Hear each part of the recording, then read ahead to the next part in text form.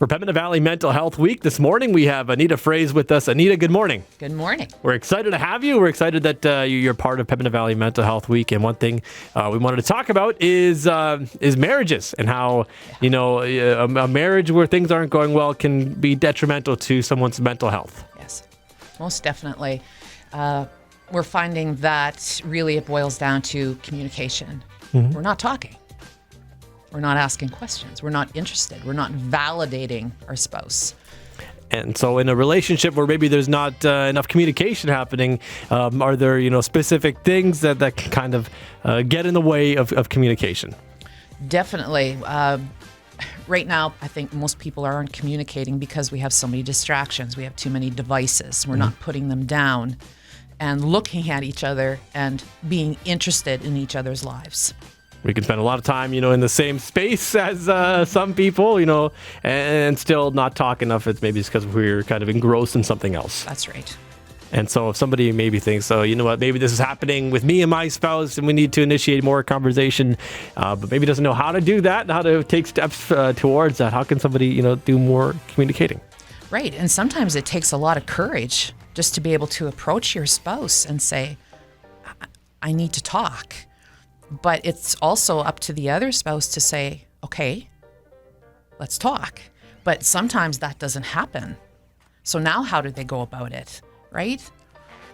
And it's teaching and helping the person learn to be comfortable with themselves.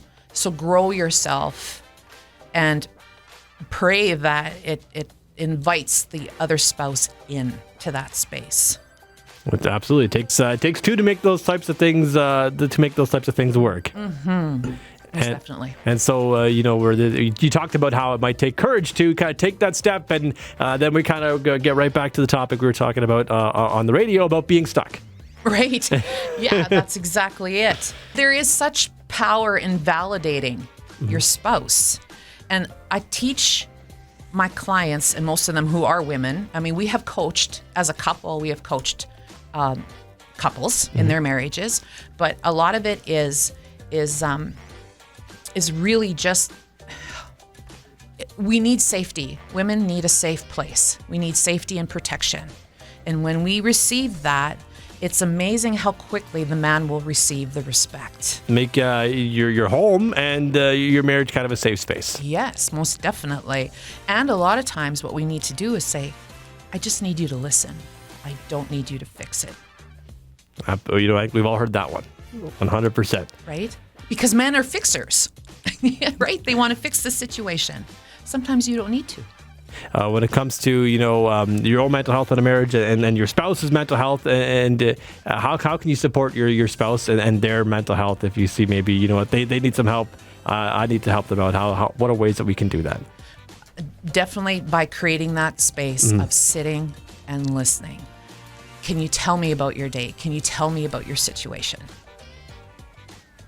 Right? You're safe here, right? Let's talk about it.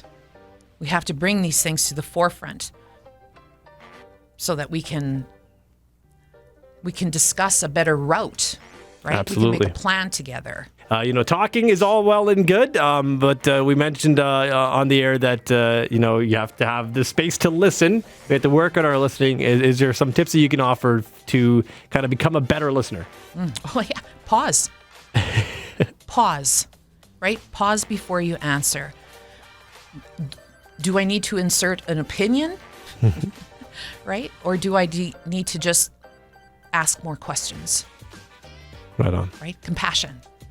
Absolutely. Yeah. So maybe don't always go so fast. A little bit of dead air, is what we would call it in radio, is okay. It is okay. It's we don't always have to fill in the gap. Mm-hmm. Just take the time to listen. Yes. There you go. 100%. And Anita, it's pretty exciting that you get to share some of this, because you mentioned that it's good to get wisdom in, but it's also good to kind of get it out. And you mentioned that you are working on actually putting together a book, which must be exciting. Exciting and very nervous. Yeah. Sure. It's our journey. It's my journey, and we're just hoping that it will help. Absolutely. We can't wait to see where that goes. Anita, thank you so much for coming in and being a part of this. Thank you for having me.